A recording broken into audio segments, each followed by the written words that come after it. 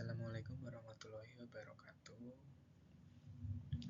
Selamat pagi Ibu Farida, sebagai dosen mata kuliah pelabuhan.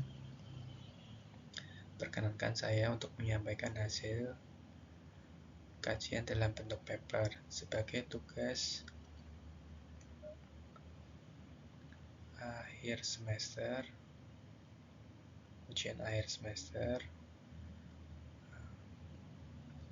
Dan sebelumnya izin untuk saya dapat memperkenalkan diri.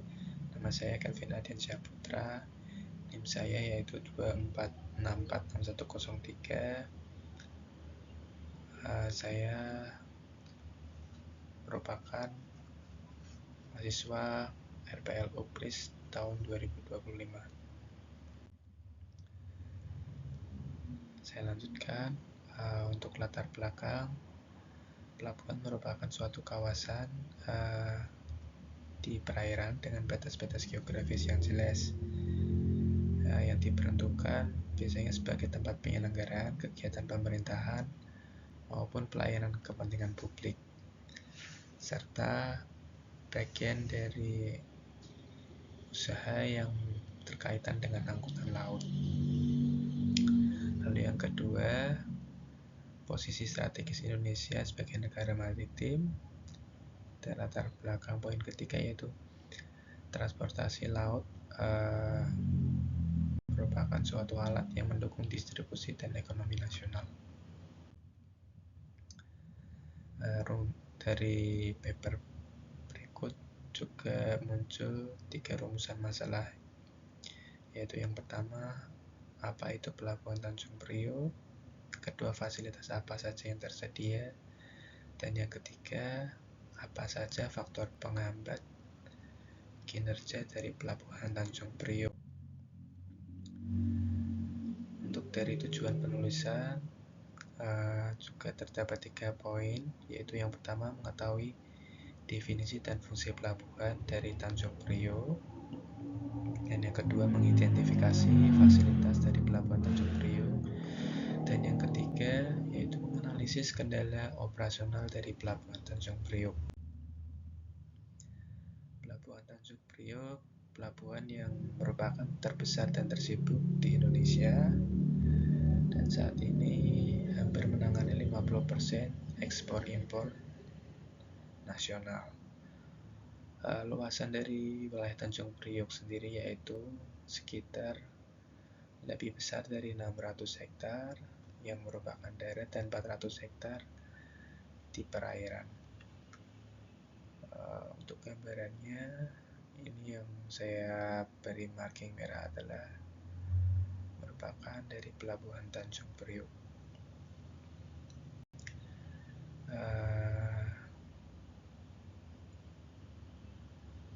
Selanjutnya, untuk fasilitas dari pelabuhan Tanjung Priok, yaitu ada lapangan penumpukan yang luasannya ditaksir yaitu 341.711 meter persegi, dan fasilitas utama yang lain yaitu gudang sebesar 180.367 meter persegi, dan ada juga fasilitas kapal pandu, tunda kepil, dan fasilitas untuk terminal penumpang dan alat bongkar muat.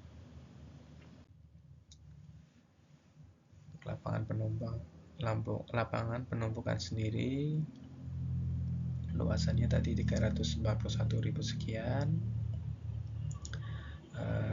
Area terbukanya yang rata-rata digunakan untuk menampung dan menyusun peti kemas, atau kita sebut kontainer, yang dilakukan sementara dapat berubah sebelum atau sesudah dimuat ke kapal maupun truk, dan fungsinya pun terbagi menjadi 3 secara garis besarnya, yaitu menjadi tempat transit peti kemas, sortir dan klasifikasi kontainer. Sortir dan klasifikasi kontainer itu berdasarkan tujuannya dan ukuran kontainernya dapat berupa 20 feet dan 40 feet. Lalu dapat disortir dengan jenis isinya, yaitu dry, river, atau dangerous goods. Dan klasifikasi kontennya dapat berupa statusnya ekspor, impor, ataupun transit. Dan fungsi yang terakhir, efisiensi operasional, yaitu membantu pengaturan jadwal bongkar muat sehingga dapat menghindari kemacetan di dermaga. Untuk selanjutnya, fasilitas yang lain yaitu gudang. Untuk gudang ini merupakan fasilitas penyimpanan untuk berbagai jenis barang yang masuk dan keluar melalui pelabuhan. Luas gudang di Pelabuhan Tanjung Priok adalah sekitar 180.367 meter persegi, yang terdiri dari gudang umum untuk menyimpan berbagai jenis barang umum, lalu gudang barang berbahaya, dangerous untuk menyimpan barang-barang yang memerlukan penanganan khusus karena sifatnya yang berbahaya. Yang ketiga, lapangan penumpukan peti kemas, area khusus untuk menyimpan peti kemas. Lapangan penumpukan kendaraan, area khusus untuk menyimpan kendaraan seperti mobil.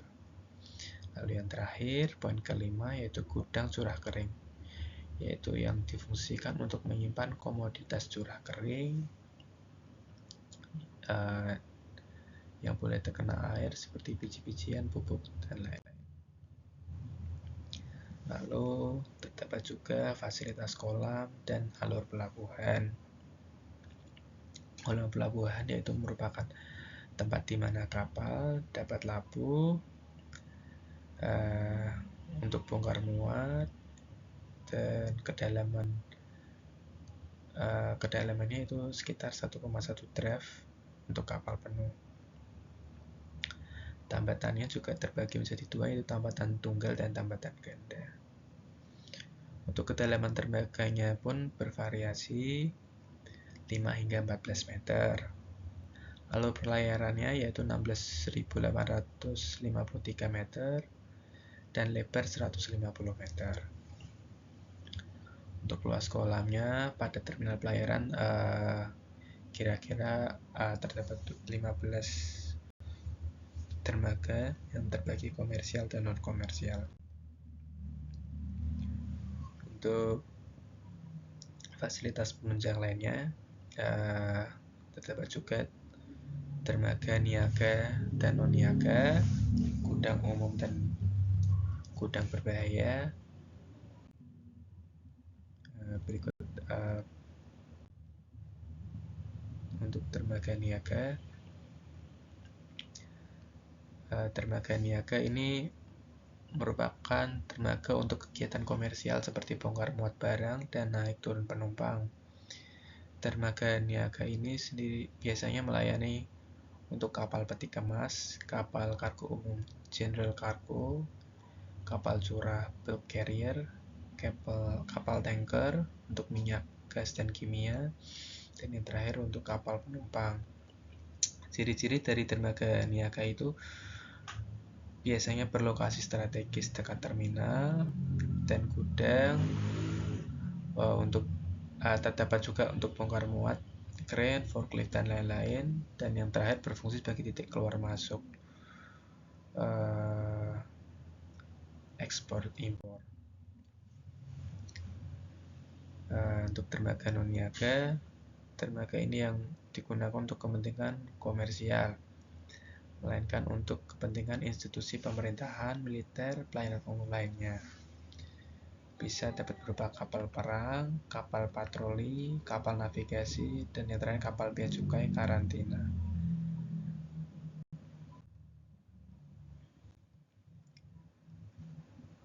Terminal curah peti kemas dan mobil penumpang menampung kegiatan berhubungan dengan transposisi. Terdapat kegiatan turun, naik, dan bongkar muat barang penumpang.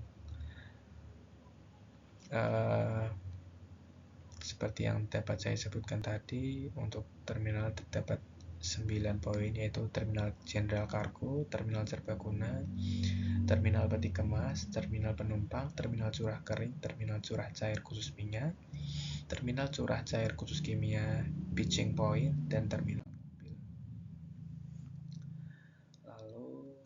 pada poin yang terakhir, apa faktor berhambat pada pelabuhan Tanjung Priok?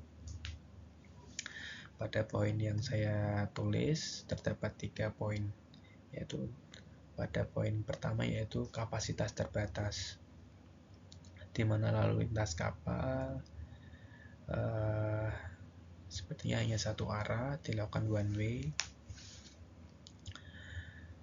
Itu juga merupakan kendala dalam maneuvering kapal untuk keluar masuk di pelabuhan. Lalu lintas kapal di seluruh kanal ini hanya dapat dilakukan one way dan overlap dengan kolam putar turning basin, sehingga memperbesar waktu tunggu kapal yang akan melakukan bongkar muat. Lalu yang kedua, operasional terminal di dermaga pelabuhan Tanjung Priok itu termasuk kompleks. Dikatakan kompleks karena jenis muatan yang ditangani yaitu berbagai macam, berupa penumpang, general kaku, peti kemas maupun curah cair dan kering. Demikian semakin ramai dan berkembang menuntut kinerja yang efektif dan efisien, sehingga perlu dilakukan evaluasi terhadap operasionalnya. Dan yang ketiga yaitu kurangnya ruang pengembangan infrastruktur. Dapat dikatakan di wilayah pelabuhan saat ini tidak memungkinkan untuk menyediakan ruang bagi pusat distribusi barang, lapangan penumpukan, dan lain-lain. Untuk kesimpulannya, pelabuhan Tanjung Priok merupakan pelabuhan yang vital bagi ekonomi nasional karena menangani lebih dari 50% total arus barang ekspor impor dan 30% non-migas Indonesia. Untuk fasilitas di pelabuhan Tanjung Priok dapat dikatakan lengkap, namun perlu peningkatan sehingga pelabuhan Tanjung Priok dapat mengatasi kendala-kendala kapasitas operasi terminal dan ruang-ruang untuk pengembangan dalam wilayah pelabuhan. Sekian dari presentasi saya, semoga dapat bermanfaat. Untuk itu saya tutup presentasi saya. Terima kasih. Wassalamualaikum warahmatullahi wabarakatuh.